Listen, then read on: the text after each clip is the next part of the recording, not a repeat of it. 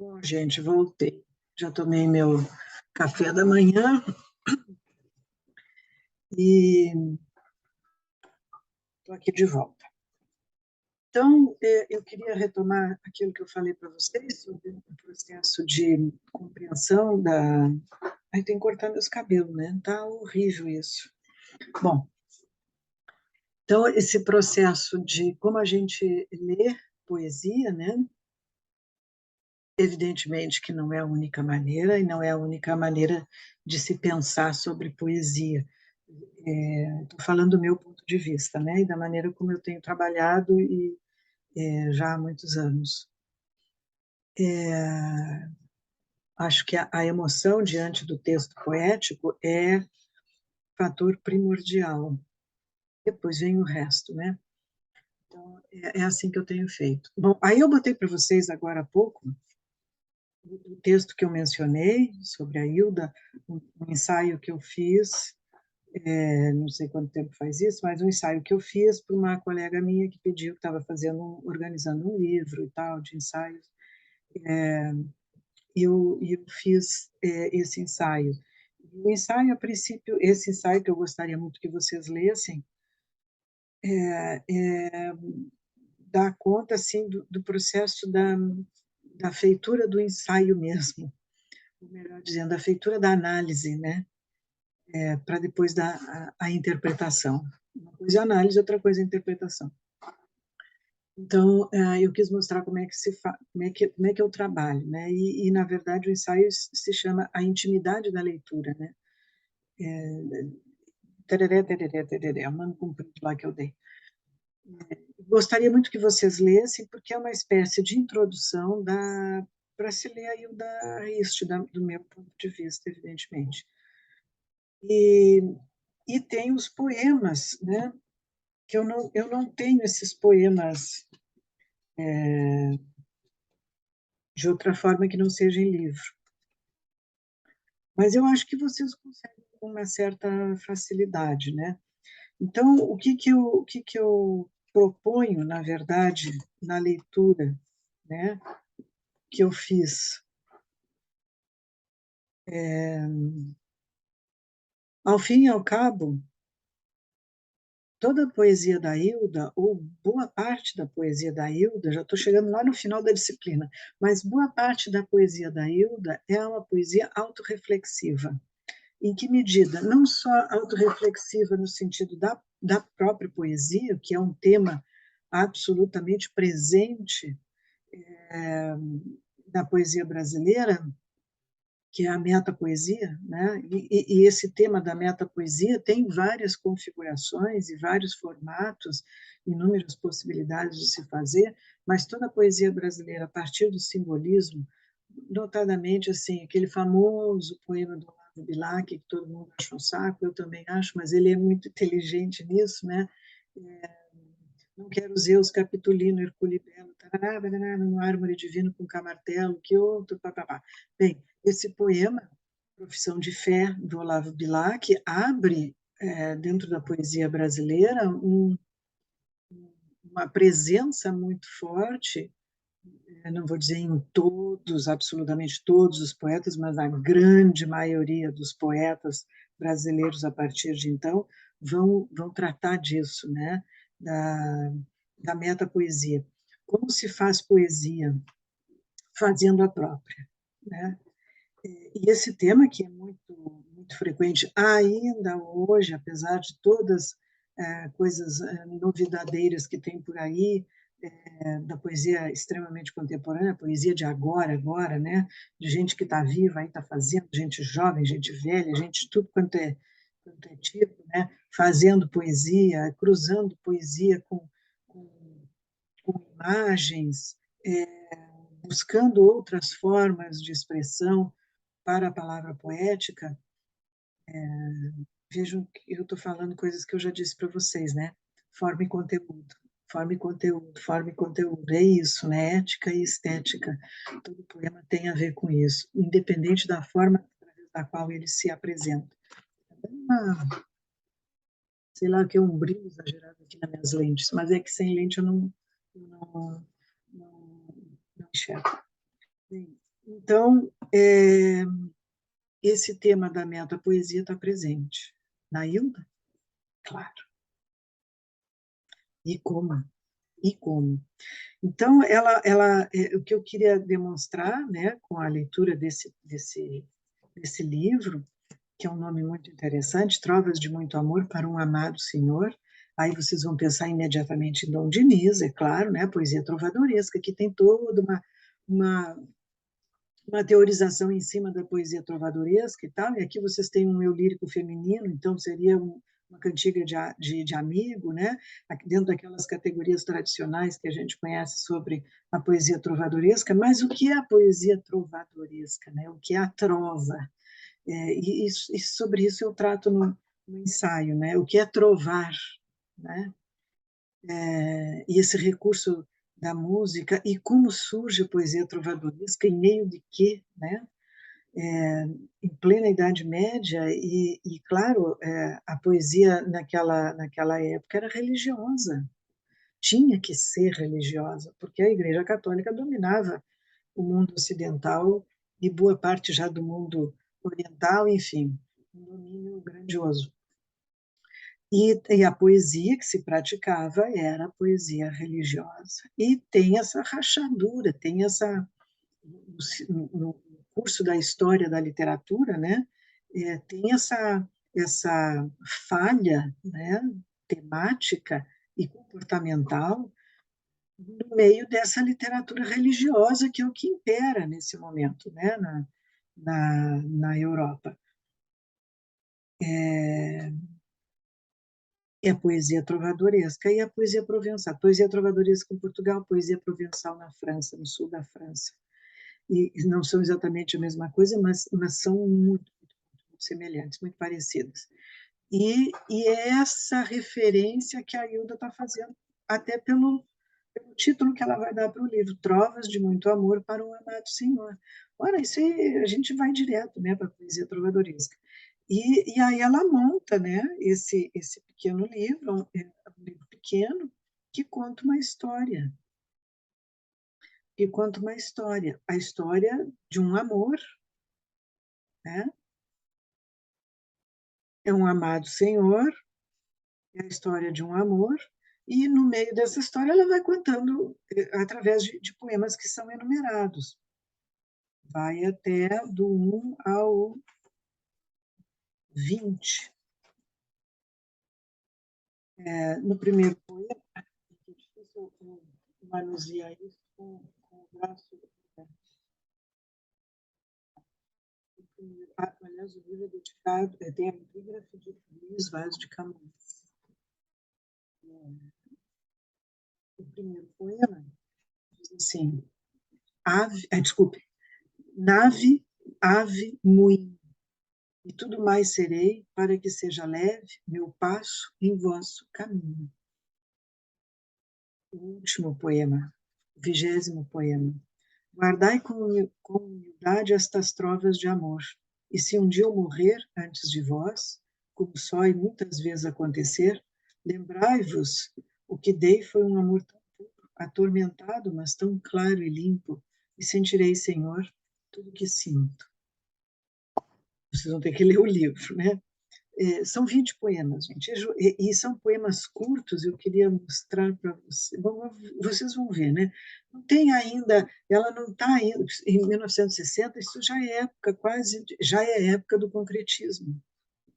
O concretismo é 56, quando vem uma revolução, que vocês vão ver isso, literatura não sei que número, quando dá tempo, né? Literatura 4, eu acho.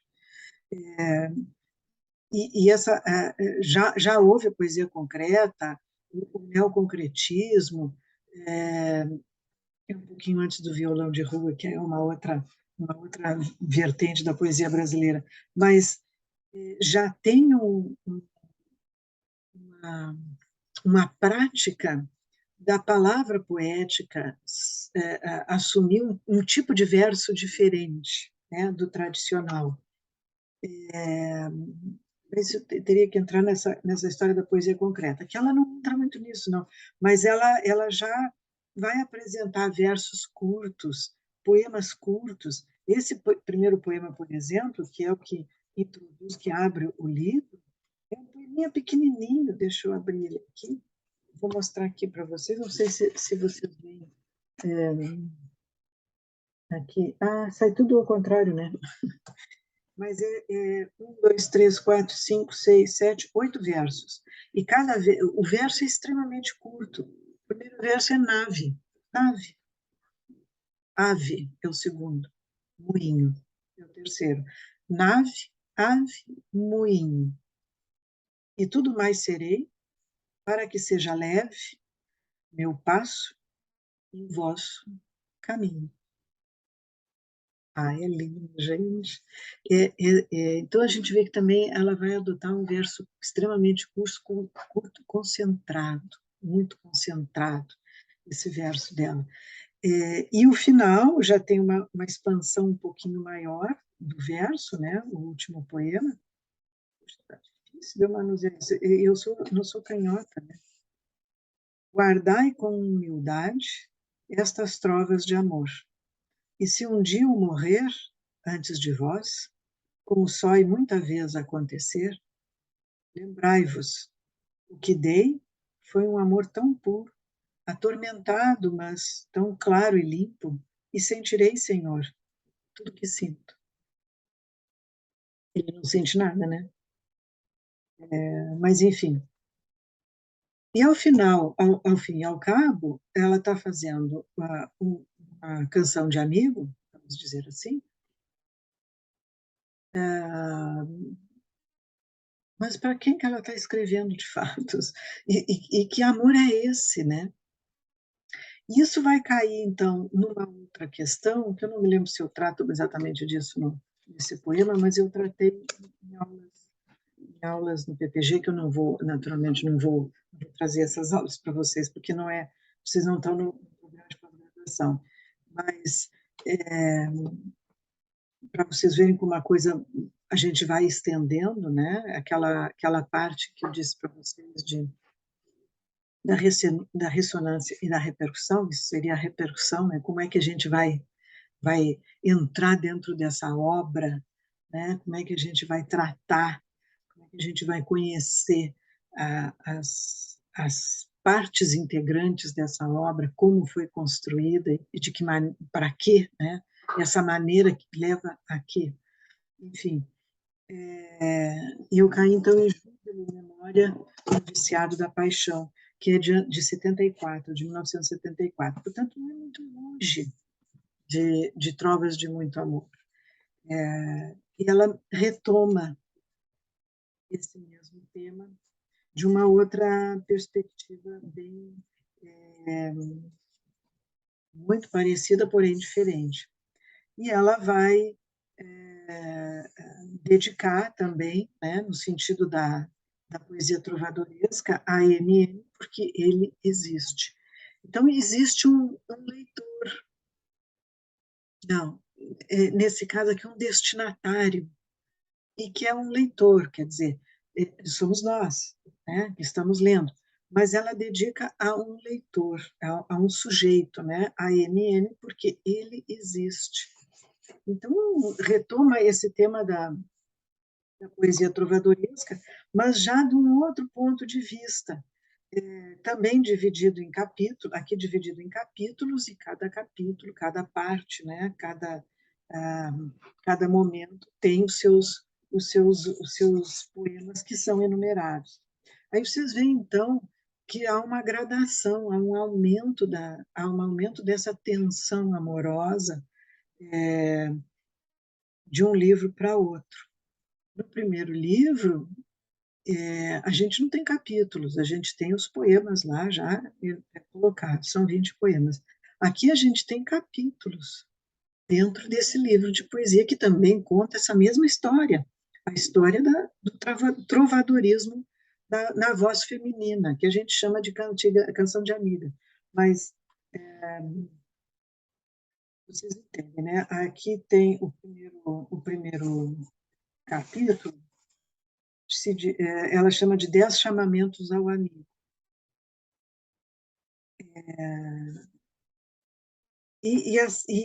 Vão ter outros capítulos, na medida que eu estou com dificuldade de manusear o livro, gente, é por isso.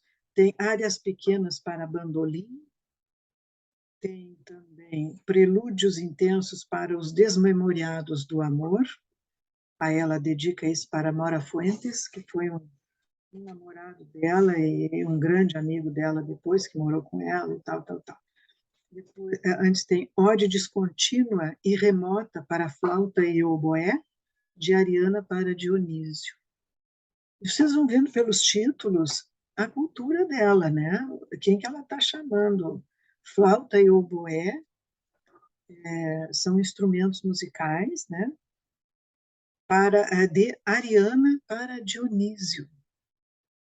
Mitologia. Ariana para Dionísio. Moderato cantabile. Música clássica. As referências a gente vê que ela tem aqui. O poeta inventa viagem, retorno e sofre de saudade. Não é que ele viaja, ele inventa viagem. Então, tem uma série de coisas. Eu gostaria muito que vocês lessem também esse livro. Júbilo, Júbilo, Memória, no Viciado da Paixão. Vocês pensem o que significam essas palavras. O que é júbilo? O que é memória? E o que é noviciado da paixão? Noviciado tem a ver com as noviças que a gente conhece, né? Dentro do sistema religioso. O que são as noviças? As noviças são as moças, né? As meninas, enfim, que estão se preparando para serem monjas. Não é simplesmente freira, monjas, monjas. Então, vocês têm um recorte interessante aqui, tem referências, aquilo que eu falei antes, né? A gente vai vendo, depois de passar do susto, quando a gente lê o poema, nossa, que isso? A gente lê o livro inteiro e diz, barbaridade, que mulher doida. Da onde ela tira essas coisas todas, né? Dá esse impacto na gente. Aí a gente vai vendo, então, como a obra foi criada. E era disso que eu estava falando. Então, o que significa júbilo? Memória, evidentemente, todo mundo sabe, mas no viciado da paixão. E o noviciado é aquele estágio inicial, né? Das monjas. E o que significa isso? Enfim, gostaria que vocês fossem até o fim disso aí. E aqui fica mais claro do que em Trovas de Muito Amor para o Amado Senhor, quem é o objeto do amor desse eu lírico marcado no feminino, né? Bem marcado no feminino. E ela faz questão de colocar a presença do sujeito, né? Do feminino. Há um espelhamento, né? E essa é uma característica muito forte da poesia da Hilda. Há um espelhamento. E esse espelhamento tem a ver com um mito sobre o qual eu queria ter falado antes para vocês, mas eu acho que eu não falei, que é o mito de Narciso. E o que significa isso? Narciso é um mito. Mas antes eu tenho que falar para vocês que há mitos e mitos. Há vários tipos de mitos. Há mitos criados, mitos inventados. Não sei se isso está muito comprido já. Há mitos que são criados com fins específicos. Por exemplo, Ayrton Senna. Foi o que me levei na cabeça para não falar sobre outro, né? Mais recente, que ainda está vivo perambulando por aí. Mas Ayrton Senna. Ayrton Senna morreu e se fez um mito sobre ele, né? Sobre as capacidades dele, o caráter heróico do, do, do Ayrton Senna, etc, etc, etc e tal.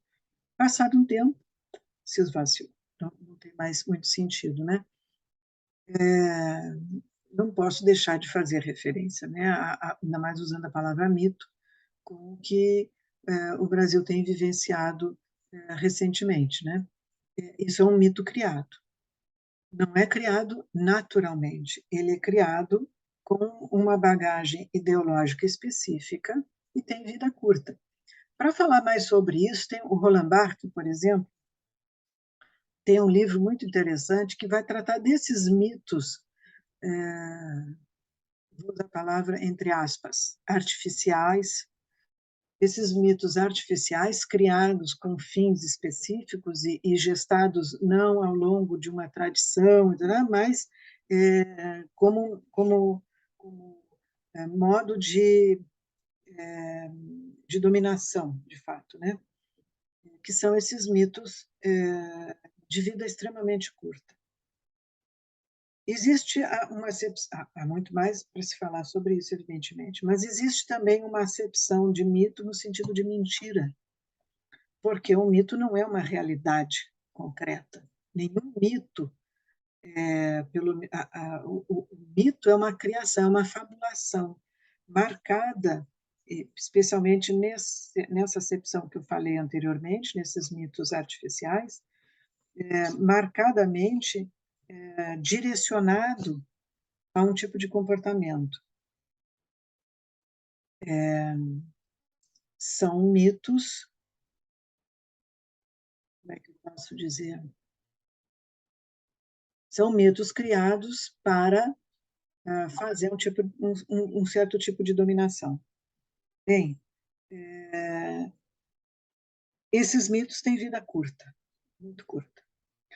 Como são montados em cima, geralmente, de pessoas ou personalidades, né, reais, as pessoas tendem a crer nele, mas, na verdade, é um mito mentiroso, né? Não é real, não é real, e não traz a qualidade do real. E por isso são mitos efêmeros, eles acontecem e somem. Então, nesse livro do Barthes, por exemplo, do Roland Barthes, tem bastante coisa. É um livro fininho, não é muito grande. É que ele está lá em cima na prateleira. Eu não vou usar a escada agora, né, gente? Desse jeito eu fico com medo de levar um tombo. Aí a minha cirurgia vai para o espaço e vou ter que fazer tudo de novo. Mas anotem isso. Roland Barthes tem um livro chamado Mitologias, e que vai tratar desses mitos contemporâneos. É bem interessante. Mas há também um outro, e aí vai se falar nessa coisa do mito como mentira, né? O mito como uma falsidade. Isso é um mito, ou seja, isso é uma bobagem, isso é uma coisa mentirosa, isso não tem relação nenhuma com a realidade, etc, etc. Né? E há um mito também do ponto de vista antropológico, da, da, da existência mesmo, né? Que explica a história do mito, a história do herói mítico, explica, ou melhor, exemplifica determinados comportamentos humanos. Aí, então, são mitos mais. É, é uma narrativa longa, relativamente longa, dependendo do mito, é claro, mas é uma narrativa relativamente longa e que tem etapas a serem vencidas, né? E, ao fim e ao cabo, tem um ensinamento. Esses mitos tradicionais, que a antropologia tradicional tanto estuda e tal, eles têm uma função dentro das sociedades, né? De mantê-la coesa em cima de determinados comportamentos, que os mitos exemplificam. Nós lidamos bastante com os mitos gregos, mitos romanos, que são dois tipos de civilizações muito próximas, enfim, mas dois tipos de civilizações que ajudaram enormemente a fundação do mundo ocidental, no qual nós estamos incluídos, né? Mas existem os mitos ameríndios, os mitos africanos, os mitos orientais, dentro das suas respectivas zonas, né? Dentro de cada parte, né? Que fazem o mesmo processo. E a antropologia estou titubeante porque eu não tinha pensado em falar muito nisso, então tenho que procurar essas coisas na minha cabeça. Mas a antropologia comparatista vai dar conta dessas coisas interessantes, né? O que esses mitos fundacionais, né, esses mitos originais, entre aspas, trazem de uma determinada parte da Terra, do planeta, com outra, é basicamente a mesma coisa.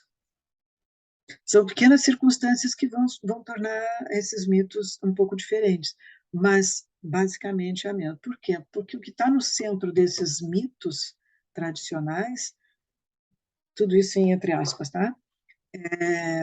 É o comportamento humano.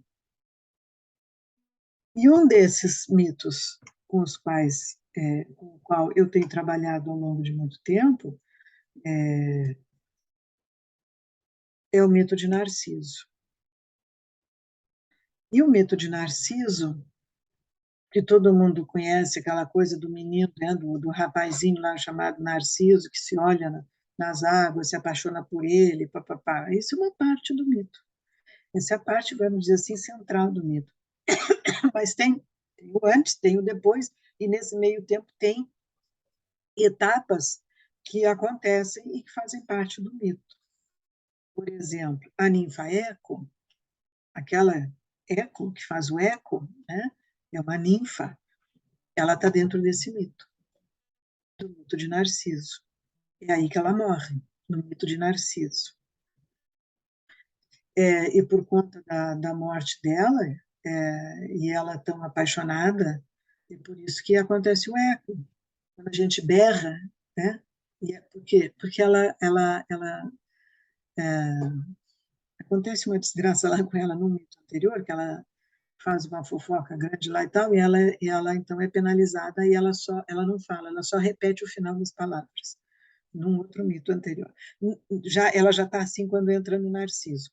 E no Narciso, ela, apaixonadíssima por ele, aquele menino lindo e tal, papapá, andando sozinho lá na Agros, né? Ou seja, naquilo que não faz parte da urbe, do mundo urbano, na selva, na mata, na floresta, essas coisas todas, que é a Agros, ela vê o gurizinho lá e tal e se apaixona por ele. E vai atrás dele e não consegue falar, porque ela não pode falar. Então ele fala e ela repete o final das palavras dele. Esse é o eco. Isso explica por que a gente vai em determinados lugares amplos, mas que tem uma certa barreira lá adiante, e a gente fala, e aí o que a gente ouve como resposta? O eco. E daí? E eco não é masculino, é feminino, é uma ninfa. Enfim, ela morre, né? Ela morre. Porque, coitadinha, morreu seca, ele não queria saber dela e tal, e ela morreu. Bom, mas essa história faz parte de uma história grande chamada Mito de Narciso. E o que nós temos aqui na Hilda? Nós temos na Hilda um mito de Narciso, ou um mitema do mito de Narciso. O mitema é uma unidade, né, dentro desse mito, como se fossem capítulos dentro de uma história maior. Então, seria bom se vocês procurassem um pouquinho sobre o mito de Narciso, porque, ao fim e ao cabo, Trovas de Muito Amor para um Amado Senhor, ela usa o amado Senhor para falar dela. Em Júbilo, Memória no Viciado da Paixão, ela chega a afirmar que ele não tem a menor importância, a importância é ela. Então, tem essa relação com Narciso. Eu, particularmente, escrevi esse texto, não tinha terminado ainda de trabalhar o mito de Narciso, finalizei depois, quando eu fiz o meu negócio aquele lá para titular, que eu fiz uma tese, né? Não fiz o memorial, resolvi fazer uma tese. E nessa tese eu acabei com o mito de Narciso. E como Narciso termina? Matando-se, suicidando-se. Narciso se suicida, se mata. Com golpes dos seus punhos pétreos, ele se mata batendo no próprio coração e morre. Né? Onde ele morreu, ficou ali, ficaram seus restos mortais, e dali surgiu a flor narciso. Essa florzinha que anda por aí, que tem pétalas brancas e uma coisinha amarela no meio e tal, não é a margarida, é a narciso mesmo, porque ela é muito singelinha e tal, mas ela é extremamente inebriante e o cheirinho dela é venenoso. Então, isso explica o porquê da plantinha, porque a plantinha é assim. Bom, isso, claro, nós estamos nesse mundo das imagens e dos símbolos, gente. Estou falando em símbolos. E essa é a razão dessa Trovas de Muito Amor para um Amado Senhor, e depois de Júbilo Memória no Viciado da Paixão. O outro, o amado, nada mais é do que um espelho invertido desse sujeito lírico, sobre esse espelho que esse sujeito lírico se vê, até o momento em que se reconhece. Opa, não é ele sou eu. E aí vocês têm essa inversão não, tem a polaridade da coisa, né? No mito, no mito ele mesmo, Narciso vê a si mesmo. Aqui, no texto da Hilda, tão inteligentemente colocado, ela vê o oposto dela, que é o outro. Não é ela mesma, é o outro, mas esse o outro faz parte da sua alteridade. Não sei se estou complicando isso para vocês. É que a identidade de primeiro gênero, por exemplo, é o reconhecimento de si mesmo em si mesmo, né? Mas eu igual a eu sou eu, né? Já na alteridade, tu te reconheces quem tu és na diferença com o outro. Isso seria uma espécie de identidade de segundo gênero. A identidade de primeiro gênero, ela é circular. A identidade de segundo gênero, tu te reconhece na diferença com o outro. Então, tu sabes da tua singularidade diante da diferença que é o outro. E é assim que se passa aqui, na Hilda, especialmente em Júbilo Memória do Viciado da Paixão. Há uma série de poemas. Aí depois, o interessante desse Memória Júbilo Memória do Viciado da Paixão é que o último capítulo chama-se Poemas aos Homens do Nosso Tempo.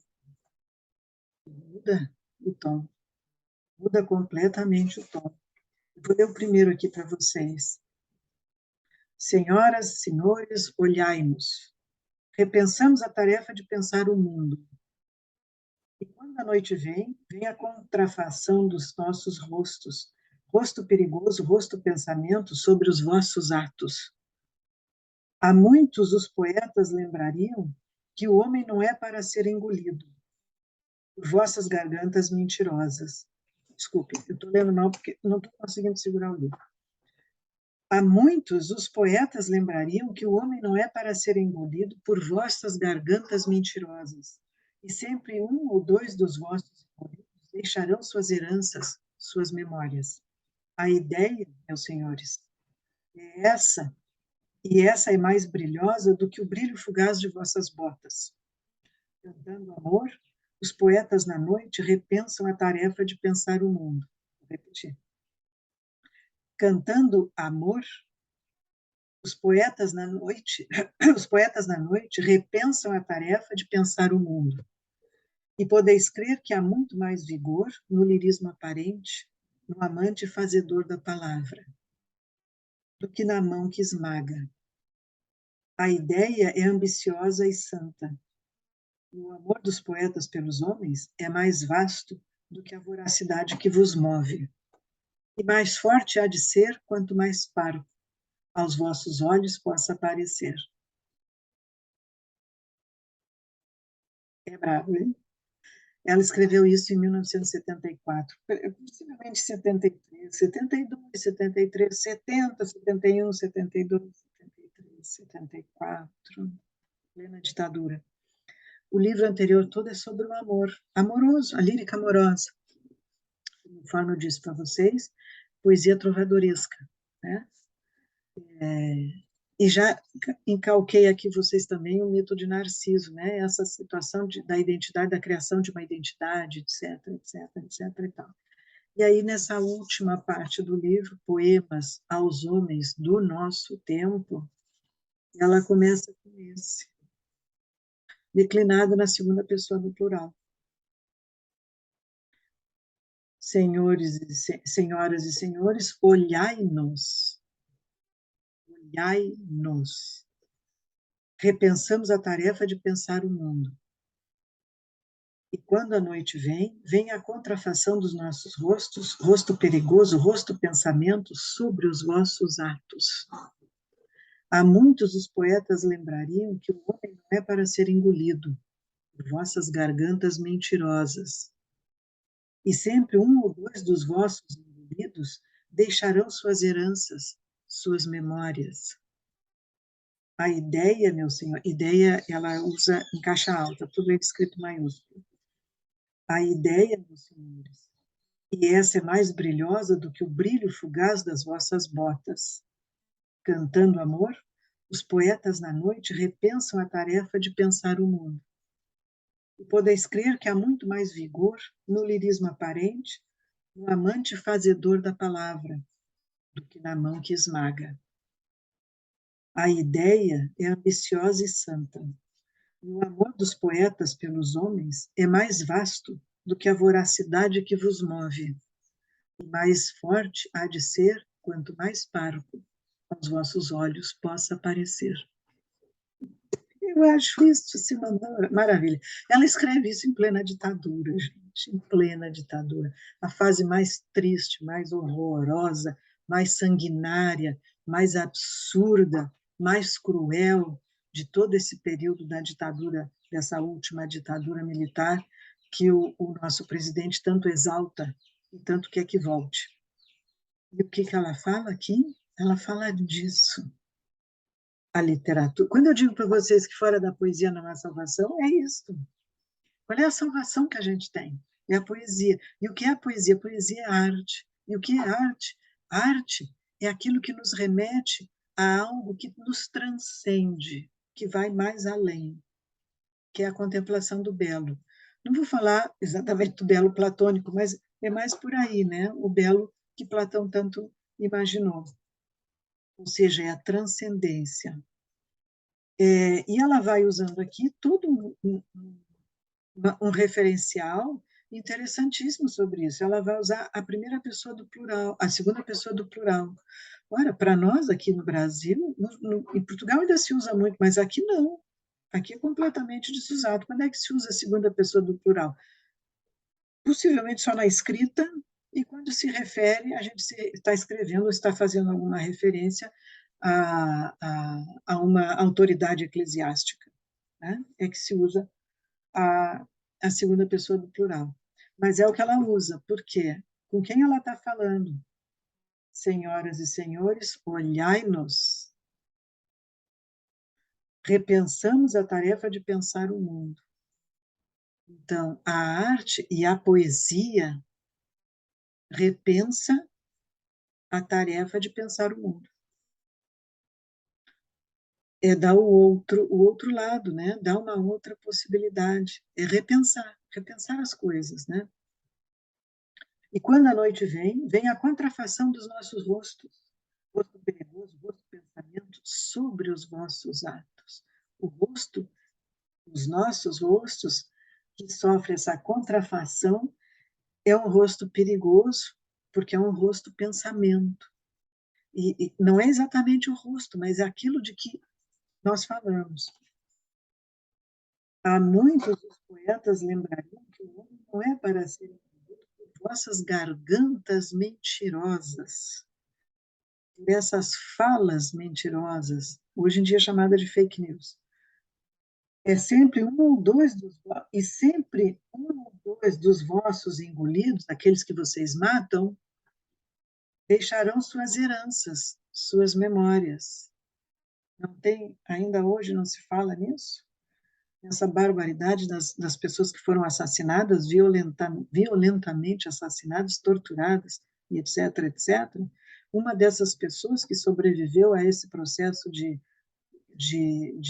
intensa violência chegou a ser presidente da República, a Dilma Rousseff. Ela foi torturada. Fizeram horrores com ela. Ela tem problemas na boca até hoje, né? Ela tem o maxilar desencontrado, tal, por causa da tortura. E depois sofreu um golpe, né, coitada. Independente das questões político-monetárias dela estarem corretas ou não, não é isso. Mas ela conseguiu sobreviver e foi eleita 2 vezes, 2 vezes, até que não conseguiram. Quem que conseguiu depois? Senhoras e senhores, esses vossos que ela refere aqui, né? Enfim, e aí ela vai falando, né, nessa última parte, Poemas aos Homens do Nosso Tempo, é uma poesia engajada, podemos dizer isso, é uma poesia engajada, ideologicamente engajada na liberdade, né? Mas não é aquela coisa chata que normalmente a gente vê sobre a poesia engajada. Então, o que transforma essa poesia engajada da Hilda nessa maravilha que a gente lê e se emociona profundamente? A inteligência poética dela e a maneira como ela constrói a sua obra. Então, a Hilda não é apenas uma poeta de um volume grande. Ó. Isso aqui é toda a poesia dela. Isso aqui. Sei lá eu quantas páginas tem isso aqui. Nossa Senhora. 581 páginas de poesias dela. Só poesia, fora narrativas e teatro, né? Mas só poesia. Então, é uma poeta de muita grandeza, de muita importância. E ela vai, então, finalizando esse assunto aqui com vocês, pelo menos rapidamente, ela passa de um contexto da poesia amorosa, lírico, amorosa ou erótica, ela vai a um patamar político bastante profundo, muito profundo, e ao fim e ao cabo, ela está falando do ser humano. E para chegar aí, vejam o percurso que ela faz, assim. Não sei se vocês estão me entendendo, isso seria bom a gente percorrer isso paulatinamente na sala de aula e vocês lendo os poemas, né, junto comigo. Mas, infelizmente, não vai dar. Então, eu espero que vocês leiam os poemas, procurem esses poemas e leiam com calma, qualquer coisa me perguntem e tal. E eu tenho um livrinho pequenininho, eu tenho várias anotações aqui que eu fiz para fazer o tal ensaio aquele para vocês. Mas vocês vejam que há um percurso na coisa, né? Então, ela vai da poesia trovadoresca, ela dá um pulo para uma poesia de cunho autorreflexivo. E, ao fazer isso, ela retoma, depois ela larga essa coisa da poesia trovadoresca, ela vai mais profundamente, e essa coisa do mito de Narciso, do autorreconhecimento, de conhecer-se, saber quem é, através da diferença e tal, ela vai mais fundo ainda e finaliza, então, com a situação dos poetas, né? A coisa para que serve a poesia.